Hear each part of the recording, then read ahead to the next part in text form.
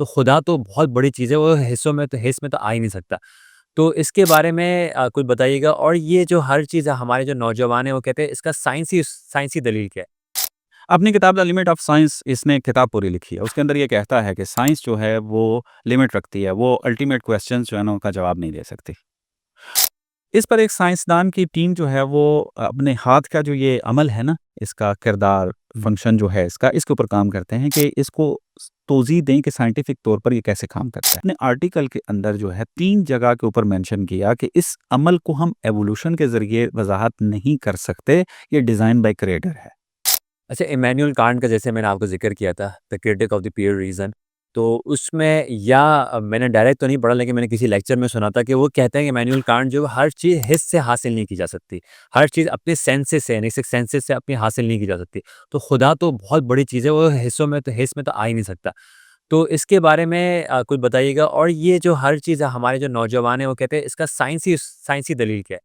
और जो है वो जदीद इल्हाद का क्या मुस्तकबिल है? मैं जैसे देख रहा हूँ कि लोग जो है वो डाउनफॉल की तरफ जा रहे हैं। इल्हाद जो है अपने मर्ग के करीब तर जा रहा है। तो इसके बारे में क्या है अगर आप इस पे अगर आप हमारी रहनुमाई कर सकें? जी, जी। पहली बात तो ये है कि वाक़ई ये बात दुरुस्त है। इमैनुअल कांट चूँकि एक फ़िलॉसफ़र था, वो जानता था कि हिस की महदूदियत क्या है और उसने बड़ा बेहतरीन अंदाज़ में इसको जो है बयान किया है। और खुदावंद मुतआल एक आप यूँ कह लें कि ऐसी हकीकत है कि जो मेटाफ़िज़िकल है, जिसको हवास से जो है वो दर्क नहीं किया जा सकता। हमारे ये जो आजकल के दौर में आप यूँ कह लें कि 15-20 साल से ये ज़्यादा जो है वो रुझान पैदा हुआ है न्यू एथिज़्म का, और पूरी दुनिया के अंदर इसके ऊपर जो गुफ्तगू हो रही है। न्यू एथिज़्म जो है इसकी बुनियाद साइंस के ऊपर रखी गई है। यानी साइंस को टूल के तौर पे इस्तेमाल कर रहे हैं। यानी आप देखें, इस मुल्हिद वो सारे काम कर रहा है जो वो दीन पे इल्ज़ाम लगाता था। कहते हैं कि दीनदार जो हैं वो दीन को टूल के तौर पे इस्तेमाल करके अपने अहदाफ हासिल करते हैं। और हम देख रहे हैं कि मुल्हिद साइंस को टूल बनाकर अपने अहदाफ हासिल कर रहा है।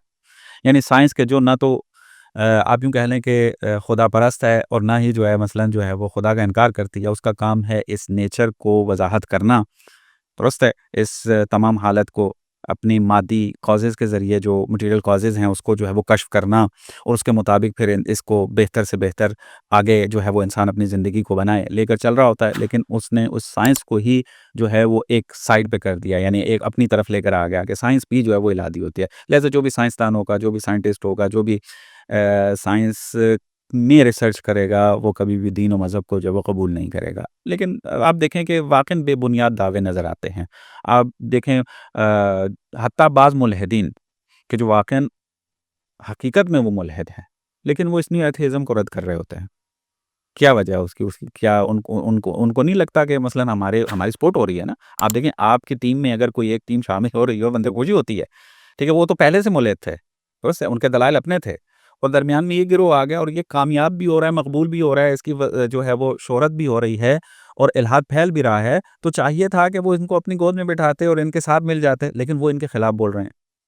कितने आर्टिकल इस वक़्त लिखे जा चुके हैं न्यू एथिइज़्म की तरफ से, न्यू एथिइज़्म के खिलाफ, के जो खुद मुल्हिदों ने लिखे हैं। मसलन थॉमस नेगल की किताब आप देख लें, माइंड एंड कॉस्मस के नाम से मेरे ख़्याल में उसकी किताब है।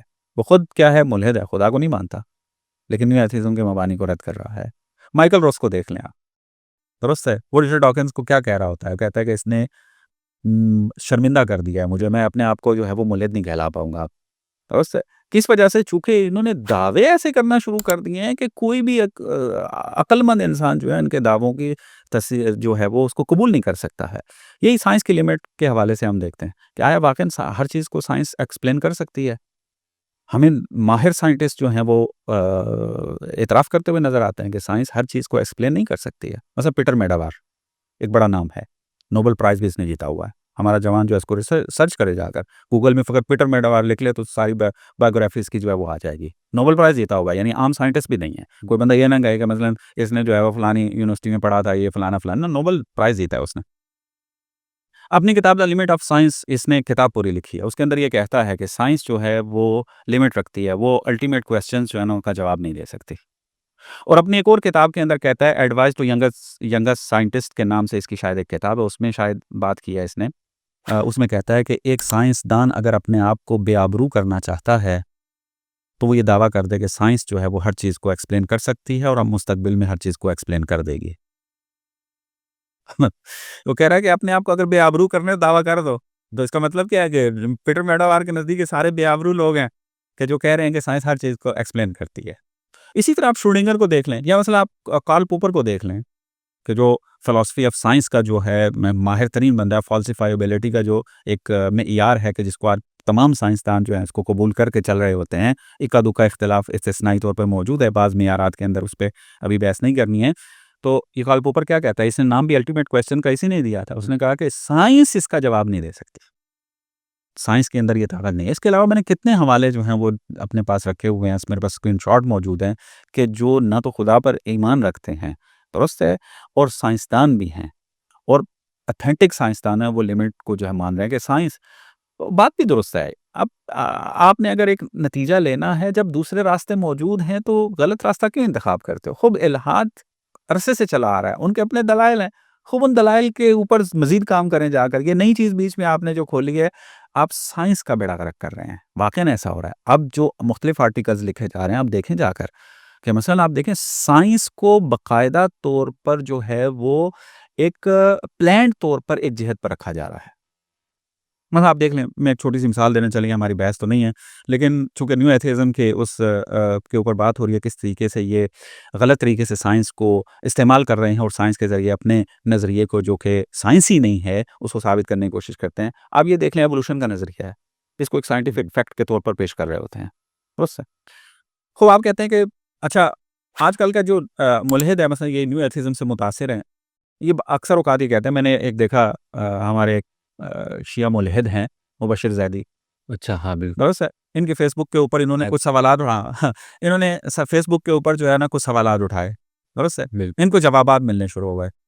अब चाहिए ये था कि चूँकि एक जो रैशनल को हो, शख्स जो रैशनल हो, रीज़न को मानता हो और अक्ल बुनियाद और अक्ल पसंद अमल को बेहतर समझता हो, तो सवाल-जवाब, डिबेट होना, काउंटर क्वेश्चन होना, ये सारी चीज़ें तो बेहतरीन उसको तसव्वुर करता है। तो जब उसको जवाब दिए गए तो क्या कहता है? वो कहता है मैं एग्नोस्टिक हूँ, एग्नोस्टिक का काम जो है फ़कत सवाल उठाना है, जवाब देना नहीं है या जवाब की तलाश करना नहीं है। मैं बड़ा ताज्जुब किया। अच्छा, मैंने कहा ये कौन-सा मेयार नया निकाल दिया कि एग्नोस्टिक का काम है फ़कत सवाल उठाना। सवाल उठा रहा। जवाब की तलाश या जवाब लेना या इस तरह करना ये बात नहीं होती है। हम जो है वो यकीन और इसके ऊपर जो है वो फ़ाइज़ नहीं होते हैं। बहरहाल इस तरीके से। तो ये इस किस्म की बातें कर रहे हो। साइंस जो है ना वो तो क्रिटिक सिखाती है, तनकीद सिखाती है और ये होना चाहिए आगे। लेकिन हम देखते हैं कि यही साइंसदान जो मुल्हिद हैं, तो वो क्या कर रहे होते हैं, इस साइंस को जो है इसके अंदर जब कोई सवाल उठाया जाता है, तो ये वही काम कर रहे होते हैं जो कलीसिया पे इल्ज़ाम लगा रहे होते हैं। कहते हैं कलीसिया ने जो है वो अकायद की तफ्तीश शुरू कर दी थी। इसलिए हम जो कलीसिया के खिलाफ गए। हुँ, खूब आजकल आप क्या काम कर रहे हैं? एवोल्यूशन के ऊपर साइंटिफिक अगर एरर ज़िक्र किए जाएँ, मसलन आप देखें डॉक्यूमेंट्री एक बनाई गई है, अभी नाम उसका मेरे ज़हन में नहीं है, आप थोड़ा-सा अगर इसको सर्च करेंगे तो यूट्यूब में आ जाएगी। उसने और मारूफ़ भी बहुत ज़्यादा है। उसने तमाम उन लोगों के इंटरव्यू किए हैं कि जिन्होंने साइंटिफिक बुनियादों के ऊपर सवालात उठाए हैं कि ये हमें एरर लग रहा है एवोल्यूशन के अंदर। खुद थ्योरी जो है उस एविडेंस के अंदर जो आप बयान करते हैं उन एविडेंस को साइंटिफिक तौर पर हम प्रूफ नहीं कर सकते। उनके साथ उन्होंने क्या किया उसके ऊपर उन्होंने डॉक्यूमेंट्री बनाई है। उन्होंने अपनी रुईदाद सुनाई है, किस तरीके से उनको नौकरी से निकाला गया, किस तरीके से उनको ब्लैकलिस्ट किया गया। या एक और मैं आपको बताता हूँ, एक साइंसदानों की टीम थी, चाइनीज़ मेरे ख़्याल में या जापानीज़ थी, जो है प्लस वन वेबसाइट है। इसको मैं बयान करता हूँ कि प्लस वन एक बहुत मोतबर वेबसाइट है जिस पे जो ये साइंटिफिक आर्टिकल होते हैं, साइंसी जो होते हैं, ये नश्र होते हैं उसके अंदर। इसने जायज़े भी यानी इसने इनाम भी हासिल किए हैं अपनी कारकर्दगी के ऊपर। इस पर एक साइंसदान की टीम जो है वो अपने हाथ का जो ये अमल है ना, इसका किरदार, फंक्शन जो है इसका, इसके ऊपर काम करते हैं कि इसको तौज़ीह दें कि साइंटिफिक तौर पर ये कैसे काम करता है। उन्होंने जब ये काम किया, तो उस टीम ने जब रिज़ल्ट दिया, अपने आर्टिकल के अंदर जो है 3 जगह के ऊपर मेंशन किया कि इस अमल को हम एवोल्यूशन के ज़रिए वज़ाहत नहीं कर सकते, ये डिज़ाइन बाय क्रिएटर है। दुरुस्त है? अब वो साइंटिस्ट हैं। अच्छा, जो उस टीम का जो रईस था, बड़ा था, जो भी आप उसको नाम दे रहे हैं मुझे अब याद नहीं है। वो 26 उसके पेपर छप चुके हैं और आपको पता है कि साइंस की दुनिया में या एकेडमिक लेवल के ऊपर जिसके इतनी तादाद में पेपर छपे हों, वो किस लेवल का साइंटिस्ट हो सकता है, किस लेवल का जो है वो आलिम हो सकता है। दुरुस्त है? वो सारी चीज़ें मौजूद हैं। उस टीम ने जब ये आर्टिकल जो है वो प्लस वन वेबसाइट के ऊपर अपलोड किया और अपनी सर्च को जो है ये जो रिसर्च की थी इसको जो है वो दुनिया के सामने लेकर आए। जितने भी एवोल्यूशन को मानने वाले थे और एक माफिया की सूरत में रह रहे थे और जिनके पास कुदरत मौजूद थी, उन्होंने जो है वो इस आर्टिकल को रिजेक्ट करवा दिया। फ़कत इसलिए कि तुमने यहाँ पे डिज़ाइन बाय क्रिएटर क्यों लिखा? बस। और दूसरा काम उन्होंने क्या किया? उनकी तफ्तीश की। कलीसिया के ऊपर तो आप एतराज़ ये कर रहे थे कि तफ्तीश अक़ायद हो रहा है, तो इस टीम की तफ्तीश क्यों हुई है? इसको क्यों बुलाया गया है? इससे बाज़पुर्स क्यों की गई है? उन्होंने तो जो एविडेंस है सारे अपने आर्टिकल में लिख दिए थे। तो बहरहाल ये सारा काम मैं जो नुक्ता बयान किया था कि न्यू एथिज़्म जो है ये साइंस को टूल के तौर पे इस्तेमाल कर रही है। हमारे जवान को फ़कत धोखा दे रही है कि हम जो है वो साइंस के साथ जो है वो चलकर इसको चल रहे हैं, लिहाज़ा साइंस जो है वो हमें खुदा तक वो नहीं पहुँचा रही है, बस खुदा का इनकार करें। तो उसका मैंने चंद जो खुलासा अगर करूँ, एक तो ये कि साइंस लिमिट रखती है, तमाम अक्सर जो है साइंस के माहिरीन जो है इस बात को कबूल करते हैं। 1-2 हवाले मैंने आपकी खिदमत में अर्ज़ किए। दूसरा साइंस जो है ये हर चीज़ का जो है वो चूँकि लिमिट रखती है, जवाब जो है वो नहीं देती है और फैलेसी के अंदर ये मुब्तला करते हैं, जितने भी न्यू एथिज़्म हैं। और दूसरी बात ये है कि जितने भी दूसरे मुल्हिद हैं, वो न्यू एथिज़्म के खिलाफ जा रहे हैं। उसकी वजह ये कि गलत इस्तिफ़ादा कर रहे हैं। और अभी तो मेरे पास एक आर्टिकल मौजूद है जो वेबसाइट के ऊपर नश्र हुआ है। वो खुद जवान जो है वो न्यू एथिज़्म पर जो है वो कायम रहा है। उसने जो है वो एक आर्टिकल लिखा और उसके अंदर ये बयान किया कि how new atheism slide into the alt right. यानी आप हमारा जवान इसको सर्च कर इसको मुताला करे जाकर। वो कहता है ये न्यू एथिज़्म की जो है ना तहरीक जो चली हुई है, ये अपने आप को कहती थी कि हम जो हैं बड़े सेकुलर हैं, हमारा काम हकीकत और रियलिटी को तलाश करना है। ना, इसने बाकायदा एविडेंस जो है वो ज़िक्र किए हैं, वो हवाले दिए हैं कि कहाँ से मैं ये कह रहा हूँ कि न्यू एथिज़्म जो है वो ऑल राइट की तरफ जो है वो चली गई है, स्लिप हो गई है और उनकी गोद में जाकर बैठ रही है। ये इसको जो है वो बयान कर रहा है इसके अंदर। ये चीज़ें जो है हमारा जवान जो है हतमन जाकर देखे। इसी तरीके से मसलन एमज़ेड मायर्स जो है ये क्या है बायोलॉजिस्ट है, राइटर है और नाम है इसका काफ़ी। ये उन्वान देता है द न्यू एथिज़्म डेट। इसको जाकर आप अगर सर्च करें तो इसके अंदर इन्होंने बाज़ मतालिब जो है वो बयान किए हैं। इसी तरीके से आप जो है डेविड सलोन विल्सन को जाकर देखें, उसके अंदर भी वो यही कहता है the new atheism as stealth religion. यानी ये एक मख्फियाना मज़हब बन चुका है। यानी ये मज़हब का इनकार कर रहे थे लेकिन इन्होंने साइंस को खुद मज़हब बना दिया है। इसी वजह से अब माहिरीन जो है वो क्या कर रहे होते हैं, साइंस और साइंटिज़्म के दरमियान फ़र्क करते हैं। साइंस को इनकार नहीं किया जा सकता। साइंस एक रास्ता है रियलिटी तक पहुँचने का। इस मटेरियल दुनिया के अंदर आप अगर रियलिटी तक पहुँचना चाहते हैं, साइंस इसका रास्ता है। लेकिन एक साइंटिज़्म बन चुका है। साइंटिज़्म एक मज़हब बन चुका है। साइंटिज़्म साइंस नहीं है। और न्यू एथिइज़्म जितने भी इसको मानकर चल रहे हैं और न्यू एथिइस्ट हैं, वो साइंस पे अमल नहीं कर रहे हैं, वो साइंटिज़्म पे अमल कर रहे हैं। तो लिहाज़ा ये चीज़ें अगर हमारे जवान जान लें तो मेरे ख़्याल में और आपको नज़र आ रहा है, जैसे मैंने बाद हवाले दिए हैं, कई आर्टिकल लिखे जा चुके हैं कि जिसके अंदर ये बयान किया जा रहा है कि न्यू एथिइज़्म अब डाउनफॉल की तरफ जा रही है। लोग तेज़ी से जोक दर जोक जो न्यू हम एक तरफ से दावा कर रहे हैं ना, जोक दर जोक हमारे जवान जो हैं वो मज़हब छोड़ रहे हैं, नहीं। मैंने उसके ऊपर भी बात फोर्थ लार्जेस्ट सुनने में आ रहे हैं, तो fourth largest religion is atheist. हाँ, मैं इसको कबूल नहीं करता और उसके शवाहिद रखता हूँ उसके ऊपर। हमारा जवान जो है वो मुतासिर हो रहा है, उसके ज़हन में जदीद सवाल आ रहे हैं, वो जदीद सवाल उठाने को एथिज़्म कहते हैं। ये कहाँ का कानून है? ये कौन-सी आप मेयार के तहत जदीद सवाल उठाने को आप एथिज़्म की तरफ लेकर आते हैं? क्या एथिज़्म की तारीफ़ आपने ये की है हर वो इंसान के जो जिसके ज़हन में सवाल उठता है वो एथियस्ट है? क्या ये तारीफ़ की हुई है? नहीं। हाँ, ये बात हम मानते हैं कि चूँकि दीन के अंदर मुतालात कम हैं, दीनी मुआशरे के अंदर दीन को प्रायोरिटी जो है वो नहीं मिली, मुतालात अच्छे नहीं थे, जदीद क्वेश्चन जब आए, चैलेंजेस सामने आए, तो अब सवालात उठ रहे हैं और तभी नेचुरल चीज़ है ये, सवाल उठने भी चाहिए।